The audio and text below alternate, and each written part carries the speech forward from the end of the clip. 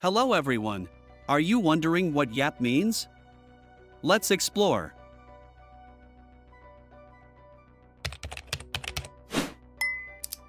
Yap is a term used to describe excessive talking, especially when someone engages in gossip or meaningless chatter.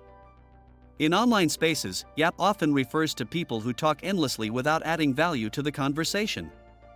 It can be used to criticize someone who dominates discussions with trivial or repetitive remarks. This term highlights the act of speaking too much or unnecessarily, which can be seen as annoying or disruptive in social interactions. The word is often employed in a casual or negative context to point out that someone needs to tone down their talking. In essence, yap serves as a reminder to be mindful of how much one speaks, especially in situations where listening might be more appropriate. Please like the video and leave a comment to support my job. Thank you for watching and see you later. Goodbye.